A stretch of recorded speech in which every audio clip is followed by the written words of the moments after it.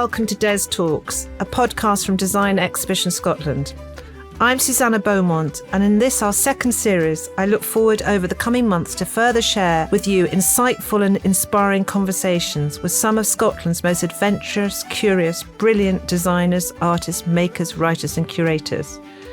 And please do spread the word. Share, subscribe, rate and rave about Des Talks. We really want to reach as many people as possible, far and wide, to share brilliant insights into creativity and making. I'm delighted today to be joined by Cara Guthrie, a studio potter based in Dunkeld.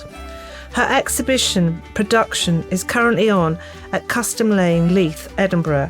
It runs until the 5th of September. If you're not able to get to see the exhibition, please do follow our links in our podcast website for images. And there's also included within the exhibition photographs by Alice Mickle, a photographer and Edinburgh College of Art graduate based in Glasgow.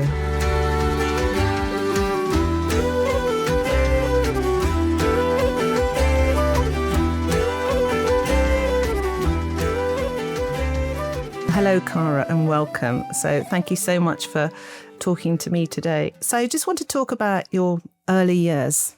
You grew up in Scotland, but working with clay and being a potter, it seems to be that there is a kind of immediate intimacy with the ground beneath your feet. You also studied human geography. So maybe just how did those early years map out, and when did you think actually you wanted to work with your hands? Working with my hands has always been around. My dad is incredibly practical, and we grew up right next to the banks of the Firth of the Forth. Which is very clay heavy. So we used to make little pinch pots and things from the clay. But I've always just found such a sort of peace and just a real need, like a real inner need to create with my hands all the time. But I never thought that could be sort of articulated into any form of work. So I didn't know anyone around me. In my family, I have artists and architects, so definitely creative minds, but no one actually directly working with their hands. So it didn't really seem obvious to me that there was a career path for that. So actually my move into ceramics came much later on in life for me. My first apprenticeship was when I was 27. So yeah, I'm now 37, almost 38. So it's been 10 years now, and I'm only just sort of feeling like I'm somewhat established and this is what I do for a living. It's a long journey. What prompted you at 27? Because you studied human geography, which again, one could say that relates to human endeavours within the landscape. What kind of acted as that pivot, or that sense that you could declare to yourself and to the world that you were going to start working with ceramics? So it was later. So yeah, I studied human geography. I've always had a very keen interest on the environment and how humans interact with their environment. So all of the placements I applied for university were in environmental sciences or human geography of some kind. But, I was 18 when I studied and was very naive to the world and didn't take it seriously enough. I don't think I had the sort of maturity to really absorb what I was being taught. And so I actually didn't enjoy my university experience at all. And came out of that more confused than ever about what I should do next. And through a series of different forms of jobs, I ended up in a career in production, so for exhibition design actually, and within a graphic design studio. And I was surrounded by lots of creative people, but I was doing a very administrative job. And I found I had an itch that I needed to scratch. And so I started off thinking, well, this is in London. I was thinking, right, I need to do something in my spare time that gives me that. And I did a photo development course to begin with and tried to make little documentary films about funny little things, but it never really felt true to me. And then my friend suggested that we did a sort of taster class in pottery, which she found hilarious and didn't take seriously. And I felt was the sort of lightning bolt moment. And was that an evening class in London? It was just yeah, it wasn't even that. It was a taster class. But one evening of touching clay, and I just felt like this just fits everything. And I think a lot of potters have that kind of experience, that it just feels very intuitive. And I think it is a very intuitive thing, very primitive and intuitive, this working with earth. And it really struck me. I always previously thought I was a real generalist and never thought I was going to, jack of all trades, never thought I was actually going to really concentrate on one thing. But that was the moment that, everything changed really. And I very quickly signed on to 3-month night class every Monday at kiln rooms in Peckham, and then managed to get a membership at Turning Earth in Hoxton, and just became more and more obsessed, started spending way more time there than spending time with friends, and realised that I had to try and do it more. So what happened next? I met my partner around the same time that I started pottery. He was a chef then, trained chef, and had received an opportunity to go and work in Stockholm. So I moved out with him and got a job working again in an administrative job, but graphic design studio, but managed to find a studio to share with another potter in Stockholm. And whilst I was doing that, started applying for apprenticeships and was lucky enough to get my first apprenticeship, which was in Denmark with KHWurtz, so like a big production pottery, big scale for nowadays in Europe anyway. There's about 10 of them working there. And what is it about clay? I mean, obviously it was a moment where you touch, it's your hands, but it's a very distinct material. Can you explain that a little bit more? Is it because where it comes from? Is it the fact that you're kind of working in partnership with this material, which can be volatile and unruly, as can your hands be? Your hands don't always travel maybe in the way that you want them to. So I always think it's a collaborative process, but maybe a little bit more about the nature of clay. I think that addiction originally of wanting to throw all the time, for me anyway, I know there's hand builders and press molders and all sorts of different types of approaches to pottery. But for me, it was just the sort of how so instantly you could form a 3-dimensional thing from a lump of clay. You could make it look somewhat like a cup or a bowl at that time, was just very tantalizing. It was so sort of, it's very instant gratification for doing that. But material wise, it's smooth. It does feel very earthy. It does feel natural. And there's research that's been carried out that proves that touching soil and working with your hands with the earth actually releases a natural form of antidepressant, for example. So it is really good for us. And I think probably somewhere inside of me, I kind of tapped into that as well. It felt peaceful. A word that a lot of people use when they talk about pottery is that it must be so meditative, what you do. And sometimes it's not, when I'm working on a big commission and have a very tight deadline, but there are still, probably once a week where I go into flow and I do feel very meditative around making from clay. And do you think about history, ancient history and ancient making? Because probably one of the first things we made as humans were vessels to hold a drink, to transport liquids. Do you kind of feel that sense of time and a stretch of time beyond you where making a vessel or a pot has taken place throughout the world? Definitely. And I think that's that intuitive, primitive feeling that comes over you. But also what I find really beautiful and fascinating is that pottery is still made pretty much in the same way it was originally. It hasn't really changed the way that we make a pot. And that's really evident when you go to, for example, the National Museums of Scotland and you look through their ancient vessels that they have on display. And in some ways, they look very contemporary. They haven't really changed. And I think that's really beautiful. It's sort of transcended fashions and time, really. It's not massively evolved. We're still throwing something on a wheel or hand building and stretching out and all the rest of it. So that's really beautiful. I think it does make you feel very connected. When I look at those pots, I definitely feel a real deep connection to human history. And also, I think when you pick up particularly a cup or a mug, I mean, touching it with your lips and the intimacy of picking up a drink, a cup of tea, a coffee, which often is vital to many people of every morning. But then your lips are touching, and I think we can all feel whether that lip is too thick or not delicate enough. So I think that intimacy we have, we're touching and lifting and drinking. Is that important to you, how when you make a vessel, because you've done a lot of commissions for restaurants, is that important to you that your hand has touched it and thrown it and then it's going to somebody else that will touch? Absolutely, but that's part of its beauty. I think, that what the vessels that you make, their making and their legacy continues way beyond your making them in the workshop, because they're tactile and practical vessels that are used and enjoyed and celebrated by other people. So that's quite nice, because you're making work, but then it lives on in someone else's life and becomes far more important to the other person. So I do think that's really, really beautiful thing. And it sort of takes the pressure off as well. as a craftsperson, maybe that's the difference between craft and art in some ways in terms of the legacy of the piece, is that because there's a sort of practical element to it, it continues on, its making continues on. It can change, like the pattern of the glaze can change as people are using it, or, a chip can occur and someone lives with that and all the rest of that. And there's something really nice about that.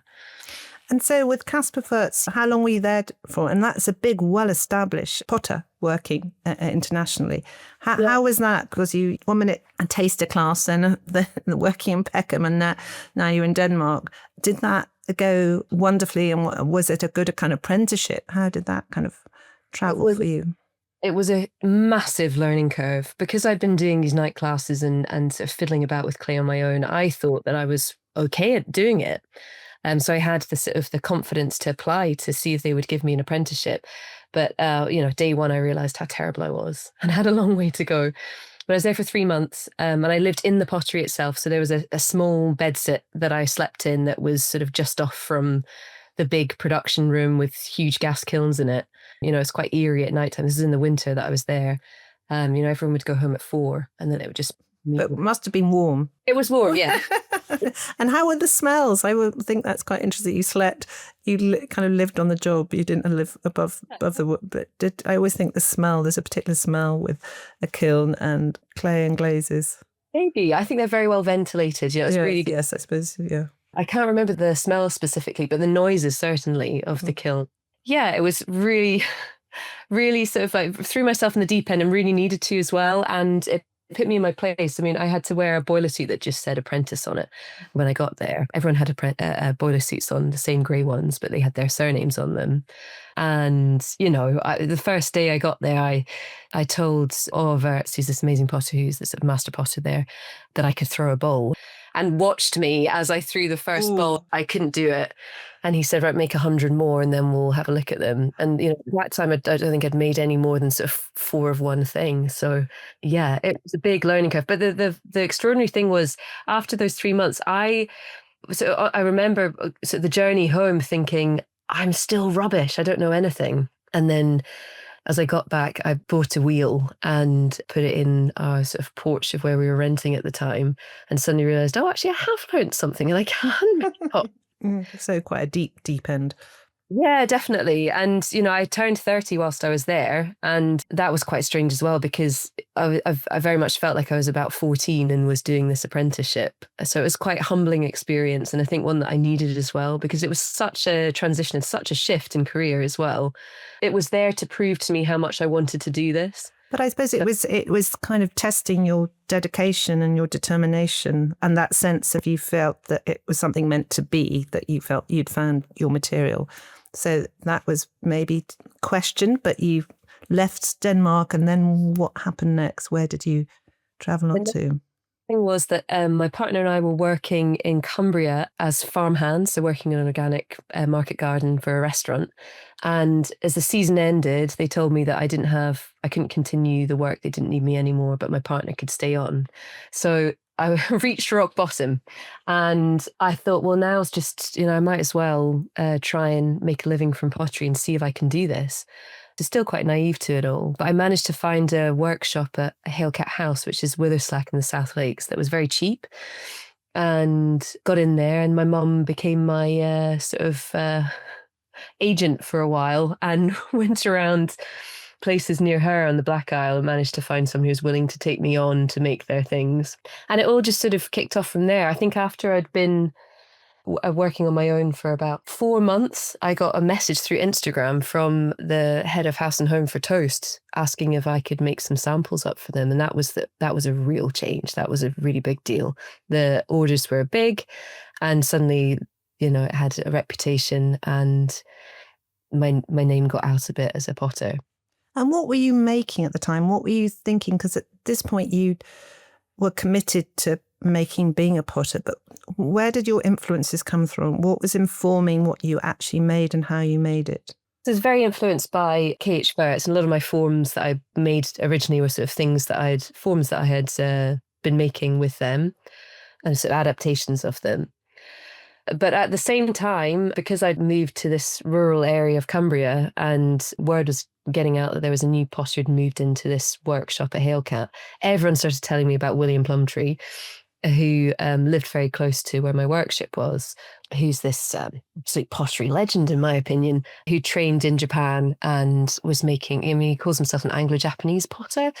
His work looks like a Japanese pottery as well. He used to, until quite recently, burr with a kick wheel, and his bench is set up just as his workshop that he trained in was in Japan. And he sort of vetted me to begin with, asked if I wanted to come for lunch, and just asked me lots of questions. And I seemed to pass the test there. And he said that I could come and work with him one day a week, which was a bit of a game changer too, because his way of making pots is so different from KHWurtz, which is very much a production line. You make sort of 101 thing. You measure out every bowl of clay individually and wedge them all up individually. And you're thinking about, finishing practical orders for restaurants. Whereas William is a ceramic artist, and he's making beautiful one-off pieces. And he often, his way of throwing as well is off the hump. So like wedging up a huge amount of clay, centering it on the wheel, and then throwing from that big lump of clay and casting off from that big lump of clay. So the principle behind that is so different. In Denmark, it was very much, it's quite interesting because it's almost sort of mirrors the political in both those countries. So Japan, very collective-minded country, thinking about the whole of the society. And in a way, that's kind of how they make pots. From this big lump of clay comes all of these other things, but it's seen as a family. And then from Denmark, it's like these very individual pieces that are made individually. So, yeah. But that sounds so good and nourishing that you had these very different, as you say, principled potters and studios. And do you feel that you've woven both influence from both those practices? Definitely, and certainly in those early years, because William introduced me to a lot of Japanese pottery, and so then suddenly I was trying to make things that looked more Japanese. But I think as time's gone on, I've started to follow my intuition more for what feels right for me. And I don't know exactly where those influences are coming from, but of course they'll always be there. The Danish pottery and William's teachings will always be with me with whatever I make. But I don't consciously make things that fit in line with how they make things. You've talked previously about how the need to find your voice as a maker and as a potter. And you're obviously moving around, you have children. And I think the piece that you'll go on to talk in more detail about production, which, as I say, is currently on at Custom Lane. How has that journey been at articulating through your work and vocally what you want to be, both as an individual and as a maker? Yeah, so it's taken me a while to have confidence in what I make, my voice as a potter for sure. I know I touched on this with you before. When my firstborn, my boy, was a year and a half old, or just over a year old actually, I managed to get funding to go out to Portugal to do my first wood firing course. And I had postnatal depression at the time and felt very, very wobbly about my role as a mum and role as a potter. In fact, I felt like I was not doing either of them justice. I wanted to get it right. I wanted to get both right. I had this real thing in my head about I need to be, this perfect mum, and I need to do pottery right as well. And so real lack of confidence in what that looked like, and wanted to basically just try and make work that other potters would approve of. And that would mean that I was a potter. And the man taking that course, one evening when we were all attendants of the course were out together, he said quite vocally in front of everyone that I wasn't taking pottery seriously enough, and I was using my motherhood as an excuse for not taking it seriously enough, which just absolutely broke me. So that wasn't the best experience. And then I came back from that, went out to assist with wood firing in Scotland, and the man who ran that kiln told me that I'd abandoned my child for coming out to assist with him for the day. So it's these sort of master potters who have a real sense of authority on what a good pot looks like, telling me that I not only wasn't doing pottery right, but that I was also not doing parenting right. And that took a little while to get over. But in some ways, the recovery of that has meant that I've stopped trying to impress them, because it's impossible. And I've started to try and actually listen to my own voice and what feels true to me to be making, because I have been doing it a long time and I can throw, and I don't need their approval. I need to make work that feels true to myself. And I think that's where the best art and craft comes from, is when people, obviously training is very important, but when you can really sort of tap into yourself and make work that feels true to you. So I'm getting there. And production is my first piece of work that feels more conceptual, but it certainly feels very true to me. This piece, production, it's an installation. What was the germ of the idea with that? Because you put in a proposal to Creative Scotland Open Project funding, and you were successful. So we all know with those funding applications, they take time and dedication in themselves, and managing a timeline and think, well, if I do get the funding, then this can happen, then this can happen. So there's a lot of orbiting different points and then securing an exhibition space. So it's a production in itself to do an application and find a venue. What was that journey, and what prompted that journey? Yeah, the initial idea was that I had my second child and felt very differently about the newborn phase than with my first, where I just felt really sort of excited about the prospect of becoming a parent. But I'd lived through the horrors of the first few months with a newborn, which many people can relate to. And actually this time round, as excited I was to have my second child, was just really dreading the early days of the 24/7 feed. And when he came into the world and the feeding began, I just felt exhausted. And this idea of sort of having maternity leave and time off just seemed so mad to me. So I had a little notepad by my bed and thought, right, I'm going to just tally up every feed that I do in this book. But after about a week, I didn't have even the energy to do that. I just thought, every feed I'm having to remember to do these lines. I'm just not going to bother. But that led me to start to research. Hang on, how many hours do you actually spend breastfeeding? And then I came across that Forbes article from 2018 that had calculated the sort of average hours expected of a mother to feed their baby in the first year of their life. And it turns out that it's approximately the same hours as a full-time job. And so what started off as just my general curiosity to how much work I was doing in breastfeeding became something that felt sort of held more weight and felt more political and bigger than just my own experience. And so that was kind of the trigger for it.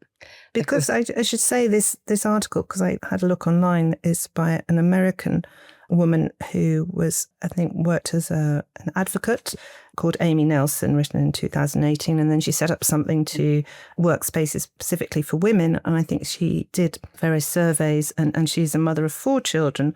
But looking at the time spent breastfeeding or chest feeding, the time it takes, and for depending on your socioeconomic background, it can be whether breast is declared to be best, and so you're intimidated and belittled if you find breastfeeding challenging, but also then if you have to buy formula, the expense of formula, but it still takes time to feed. So I think, again, in the handout that you have to the exhibition, you actually quote figures. So maybe we should just actually go back and just describe for listeners what this is. So it's in Custom Lane. Do you want to just say a few words about how it looks and how you made it? Sure. So production is 1,800 porcelain cups that all hold the volume of 150 millilitres, which is about the capacity of a breastfeed or chest feed. And they sit on 12 industrial shelving units, each of which has 5 shelves on it. And they're evenly distributed, and they're all numbered as an addition of 1 to 1,800. And the piece is supposed to reflect, obviously, the breastfeed in a physical form that's expected of a mother. And I really mean to make that point, because breastfeeding, chest feeding is not always an option for someone. And one of the biggest deterrents of that is that this idea that it's free, it's not free at all. If it means that someone can't work, and our maternity leave pay in the UK is tokenistic and has gone down a lot since 2012 as well. That used to be 62.5% against national living wage, and it's now 44%. So maternity leave pay is getting worse in a backdrop of chronic cost of living crisis where everything's costing more and more as well. So I think the piece is certainly not my own lament of my struggles. it's really my conclusions that I have found it incredibly hard work and found it very, very hard to make ends meet. Yet I have a partner with a salary and in a certain safety net in my parents owning their own house, for example. And I just don't know how a lot of people do it. I really, really don't. And I guess the reality is they can't. So it's really supposed to be a shrine to those who manage it, and also to be a critique of where society's at, where we don't take the role of caring seriously enough. Because this is one form of care work that goes unnoticed and unseen and unpaid. And there are many forms of care that does. And one could argue that there's obviously care work for people later in life or people that have an illness where they also need to be helped or supported with feeding. So I found I've seen the work twice now, and I popped down yesterday, and it's about its silence and also the sense of repetition. As you say, there's 1,800 vessels. And when you first look at them, you feel it's a production line. And you feel, and production lines are, when we think of Ford or we think of big producing items or vessels, about uniformity, that everything must be the same. And one that shows a kind of frailty of in the making, or the hand or the machine, has to be discarded.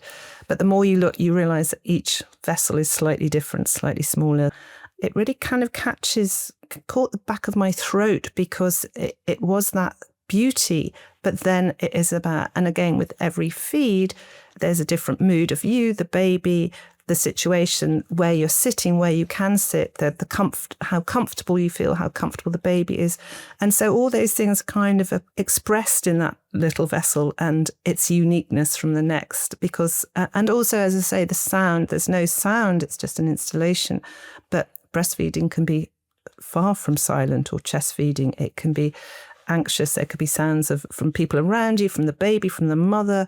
So I kind of found that this kind of brilliant tribute to feeding infants. And it was an incredibly moving piece. So I think also for me that it's, as you say, it's your first conceptual work. But what you're doing, the vessels are for sale.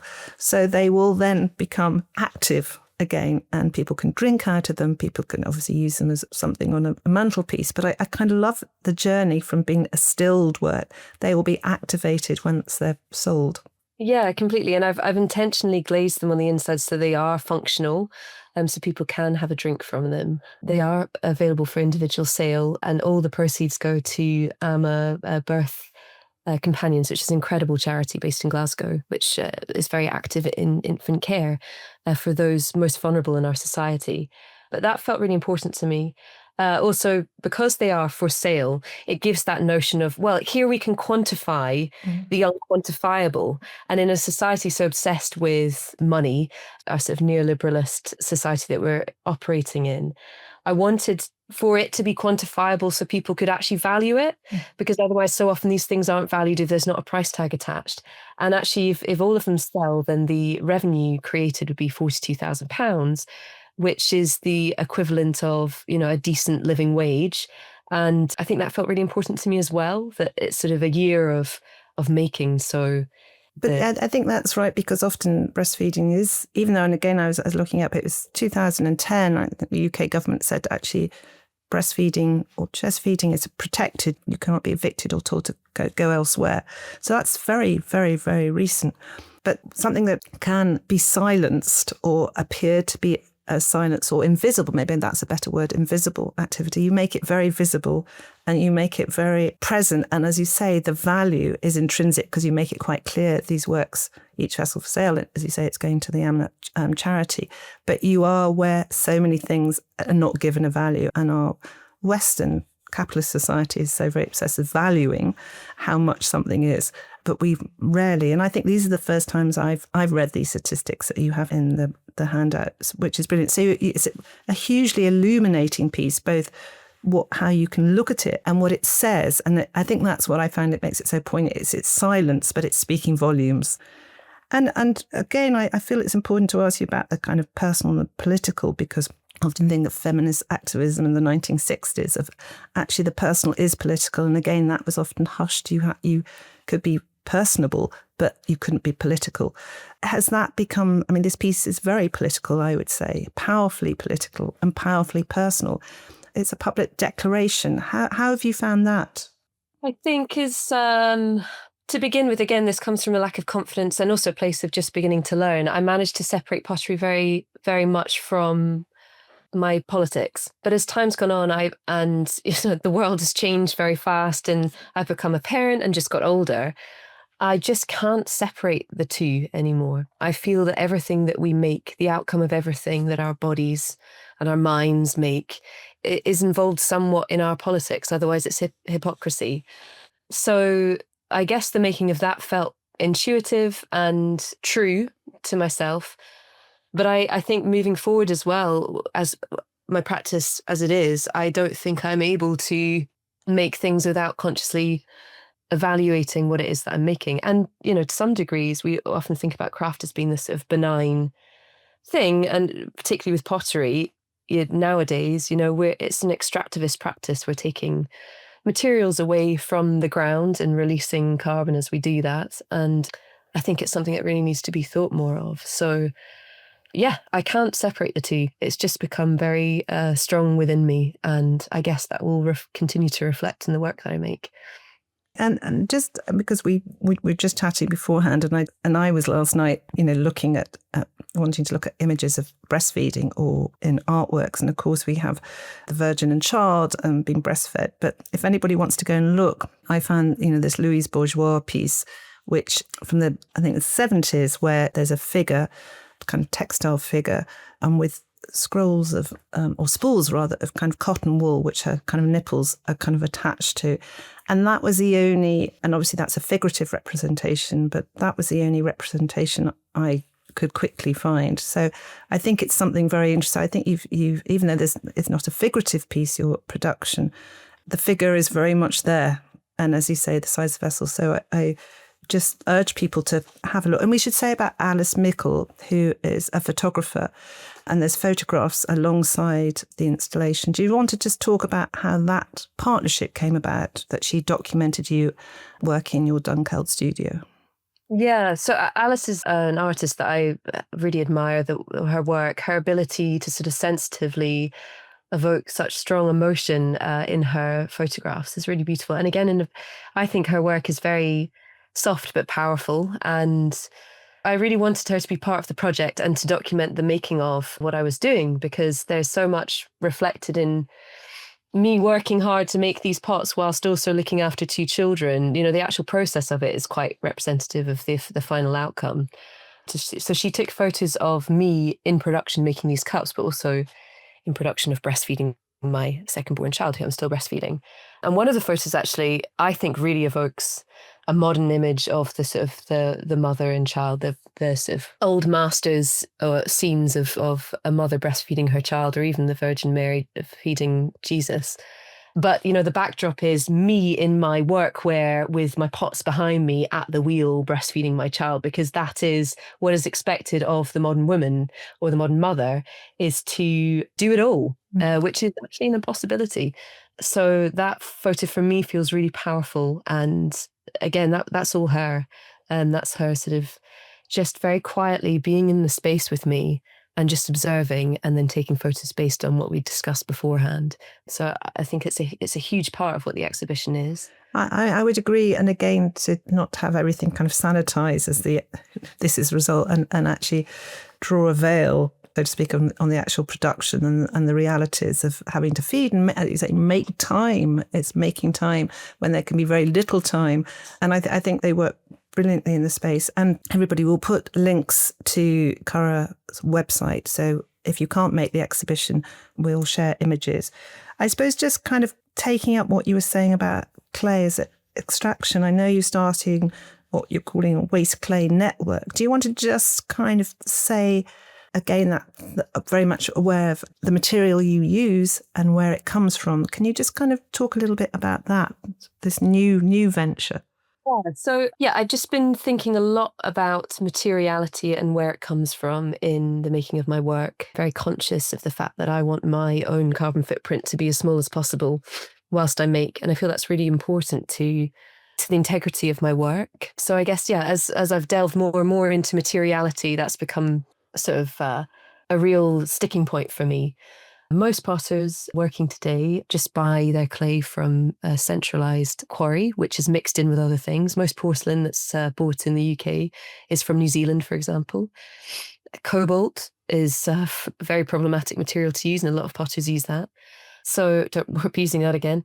So the porcelain I use for the project is from Limoges, but in France. But there's very little porcelain that you can actually buy in the UK. I think I had the last bags from Pottery Crafts bought for making the work. So yeah, I just start to think about more and more about where we get our clay from. There's some incredible potters working with wild clays, so they've gone out to varying places and dug a little clay and made pieces from that. But I guess for me, given that I'm a production potter, make many of one's things, that becomes a bit problematic for me as well if I'm extracting from the wild. So I started to think about where clay is extracted anyway and usually goes to landfill, and that's in construction. But the problem with construction is usually if a building developer is building, 20 houses somewhere, the amount of clay they're actually digging up is vast, and there's no way that one potter can take all of that clay away from them. So you're talking about when foundations of a building or demo, that is exposes the earth, and often there can be a seam of clay that to you eyes or fellow potters we would think, Yeah, we won't see it as waste. We'll see it as quite exciting. So the idea behind a waste clay network is to actually sort of democratize clay as a material and make it something that can be sustainable. So it's very much in its infancy right now, but I hope to get funding to be able to set up a website which sort of joins builders and architects and landowners with potters to say they can advertise that they've dug up some clay and that it's here, and potters have the opportunity to collect it. But it's not just one potter changing their practice. Hopefully it sort of snowballs into lots of potters thinking about their materiality and being able to access clay more readily, because a lot of potters nowadays live in urban environments, don't have access to land. Land is very expensive. My idea behind that is to try and democratize materials, earthling materials anyway. And you've been working with the architect, Mary Arnold Foster. Is that how you became aware that she got in touch? She's also based in Dunkeld. So she got in touch. And so I suppose you need an architect that can speak to the construction team, that can speak to the client or the landowner. So there's lots of conversations that need to be had to raise the visibility of what is there and what is considered waste. And to you, it's a wonderful material.